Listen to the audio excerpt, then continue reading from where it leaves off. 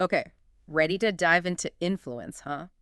This book, The Psychology of Persuasion, it's like legendary. We all want to know the psychology behind why we say yes, even when maybe we shouldn't. Right. And what's so cool about Cialdini is that he, actually went out and got the info. He didn't just, sit in office and guess. He got embedded with what he calls compliance professionals. Ooh, compliance professionals. So, like, we're talking about the salespeople, those marketers always after us, the fundraisers, basically anyone whose job it is to get us to say yes to things. Absolutely. And get this, he was trying to get inside their heads to understand what really works, beyond our amateur attempts to get our way. Okay, so this is like the pro level secrets of persuasion, then. I'm all ears. Think of it like this. Our brains are hardwired for Sure. shortcuts. Yeah, like mental shortcuts. So it all starts by kind of understanding that. Okay, I'm with you. Keep going. So in nature, think about it. Animals, they often rely on what are called fixed action patterns.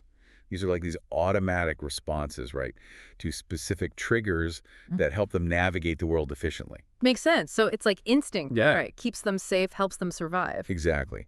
And Cialdini, he gives this example of mother turkeys. They respond instinctively to this cheep, cheep sound. The sound of their babies. Yeah.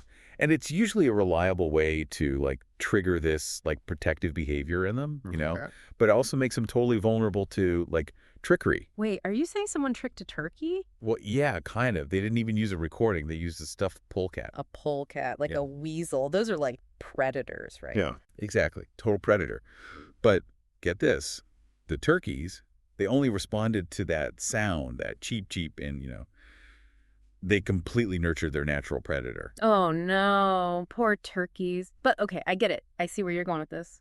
Right. It kind of highlights how these pre-programmed responses, even though they're usually efficient, right? Yeah. They can create these blind spots. So what you're saying is us humans, we have these blind spots too, and those compliance professionals, they know how to use them against us. It's not quite that we are exactly like mother turkeys, but Oh, come on. You're telling me we wouldn't fall for a stuffed polecat. All right, I get it. But seriously, are we really that easy to manipulate? well, we may not fall for the polecat trick, but we definitely have our own versions of these kind of fixed action patterns, right?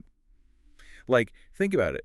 Have you ever just found yourself responding to certain phrases or cues in a conversation, without even thinking about it? Ooh, yeah, like those times when you just get this feeling that something is off, but you can't quite put your finger on it. Well, it can be even more subtle than that. Remember that because I'm in a rush example from the book. Yeah, yeah, that was wild. So just adding the word because, it's like a magic word or something. It's like our brains just shut off, no further questions asked, because click, and we just go along with it. Wow. So I'm guessing this applies to more than just cutting in line. Oh, absolutely. Cialdini argues that these shortcuts, these little triggers, they're everywhere. And we often don't even realize they're influencing us. Okay, this is getting a little creepy. I'm both fascinated and kind of terrified at the same time. So how do we protect ourselves? Do we need to start analyzing every interaction we have? It's not about being paranoid, it's about awareness, right? Yeah. Once we see how these shortcuts work, we can start to regain some of that control. But before we get into all that, let's dive into the kind of specific principles Cialdini identifies, the real nitty-gritty. Okay, so spill the beans. What are these principles, these like levers of influence that are secretly guiding our behavior? Cialdini outlines six key principles of persuasion. And these are the ways that not just those professionals, but all of us, we tap into these mental shortcuts to get what we want. 6. Okay, this is getting good. I'm ready. Lay 'em on me. Okay, so principle number 1, are you ready for this? Yeah.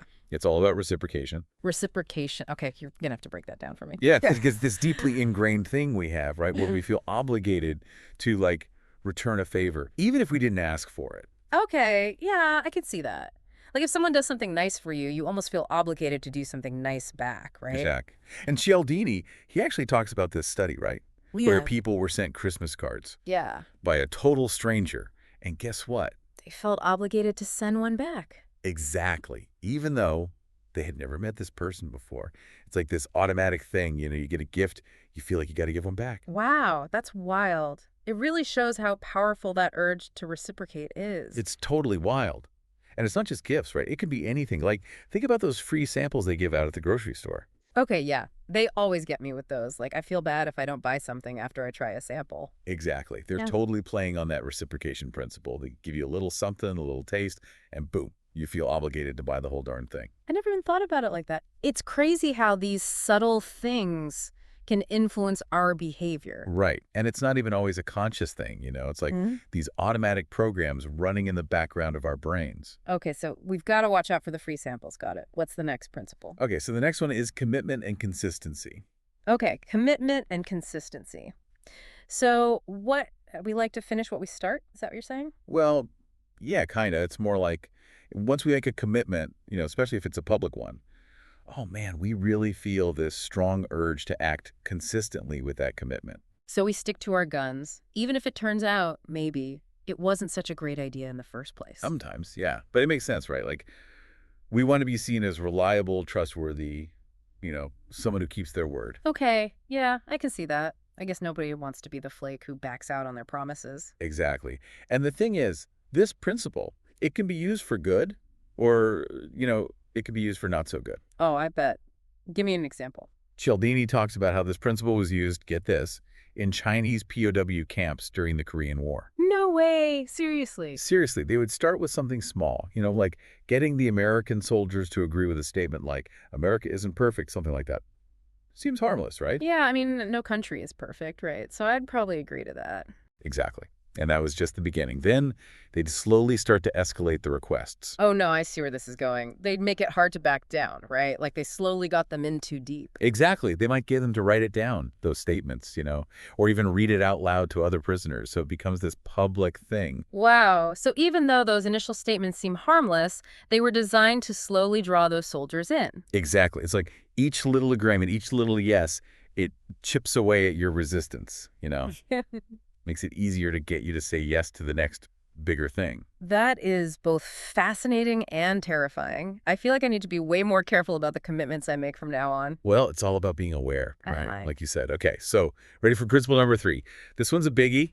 It's social proof. Social proof. Okay, I'm intrigued. What is that one all about?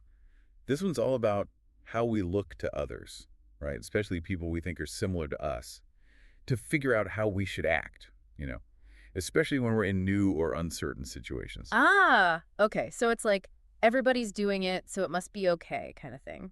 Like when you see a long line outside a restaurant and you think, oh, that place must be good if everyone's going there. Exactly. Like Yeah. if a whole bunch of people are doing something, well, our brains, they're wired to think, hey, they must be onto something. Right. It's just easier to go along with the crowd. Makes sense. Especially if you're feeling unsure of yourself. Like, who wants to be the only one who doesn't know what's going on? Exactly. But here's the thing. Sometimes the crowd, they can be wrong. True, that.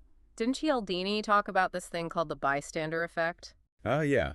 You know about that. Just a little. It's when people are less likely to help someone in need if there are other people around, right? Exactly. So if you're the only one who sees someone who needs help, boom, you're way more likely to step up, Yeah. right? But if you're in a crowd, it's like this weird diffusion of responsibility. Everyone's thinking, oh, someone else will help. Right. Or they're all looking to each other like, is this something we should be worried about? And if nobody else is doing anything, they figure it must be fine. Exactly. It's like Yeah. our brains, they get overloaded when there are too many people around, and it's like we just shut down. Yeah. But don't worry, it's not all doom and gloom with social proof. It can be used for good too.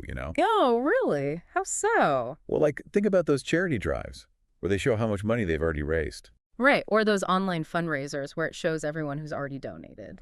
Exactly. They're totally using social proof to encourage more people to give. Like if all these other people donated, then hey, maybe I should too, right? Yeah, I can see that. It's like it gives you that little nudge, that extra bit of motivation. Okay, this is fascinating stuff. What's next? Okay, I gotta say, after diving into all this, I'm starting to feel like I'm walking through a minefield of persuasion landmines. Everywhere I look, it's like, boom, there's another one. How are we supposed to navigate a world where people are using these sneaky tactics on us left and right? Well, it can feel a little overwhelming at first, right? Like, oh man, I'm being played. But the thing is, just by being aware of these tactics, you're already a step ahead. Yeah. Awareness is key. Okay, that's good to hear, I guess. But awareness alone doesn't exactly feel like a bulletproof vest, you know? Like, what are some practical things we can do when we feel like those persuasion sirens are going off? I need some strategies here, some defenses. So one of the best pieces of advice Cialdini gives is to just listen to your gut. Like if you're in a situation and it feels weird, right? Like you feel pressured or like you're not really in control of the situation. Like you're being pushed into something you don't really want to do. Exactly. That's a huge red flag. Yeah. And a lot of times our gut is picking up on stuff that our conscious mind is missing.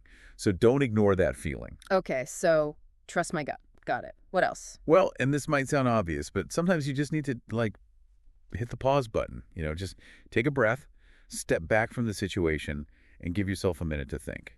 That makes sense. It's so easy to get caught up in the moment.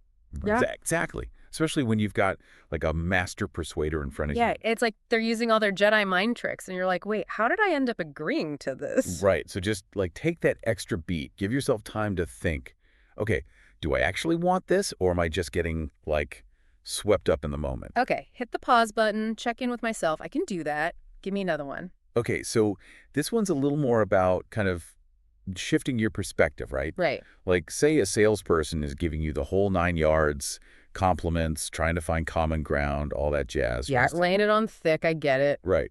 Now, we know that's a classic tactic to get you to like them, right? Makes you more likely to buy. Exactly. But if you could just, like, label it for what it is, just a tactic, right? It kind of loses its power over you. Oh, I like that. It's like, nice try, but I see what you're doing there. Exactly. And when you can do that, you can start to detach from that emotional pull and look at things more objectively. Okay, so basically, don't let them get to you. Mhm. Easier said than done sometimes. Any other tips for resisting these tactics? Okay, so Cialdini talks about this one question. It's so simple, but so powerful. Like whenever you feel that pressure, you feel yourself getting pulled in, just ask yourself, knowing what I know now, if this person hadn't done X, whatever that X is, right? The free gift, the sob story, the name dropping, would I still want this? Whoa, that is a powerful question. Okay, I'm definitely going to be using that one. Right. It just brings you right back to the heart of the matter. Yeah. Strips away all the fluff, and it's like, okay, what's really going on here? It's like taking back control. I love it. Okay, so I'm hearing you. Knowledge is power.